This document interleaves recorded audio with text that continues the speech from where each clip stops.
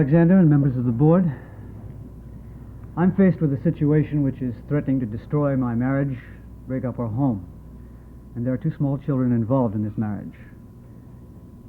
I'm married to a girl who, in the parlance of show business, is a stripper.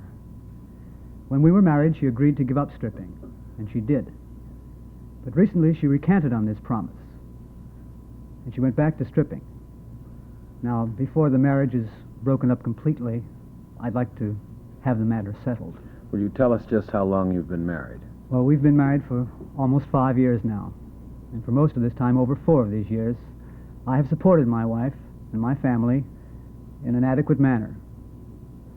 However, recently I have run into certain financial difficulties, and my income was affected very sharply in a downward fashion. So my wife, without any warning, without any regard for my feelings in the matter, has turned around and gone back to this job of stripping again. Did you ask her not to do it? Well, repeatedly, but she paid no attention to my wishes in this matter, and as a result we became separated recently.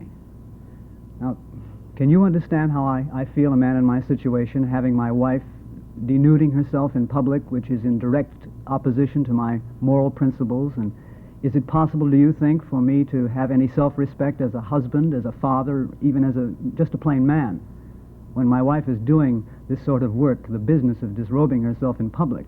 Principle is a very fine thing, but you can't eat principle. And I can't give my 2 children principle for breakfast, dinner, and supper. And besides, I believe that if there's no money for food or for rent or for clothing for children, there is no such thing as principle. Well, now,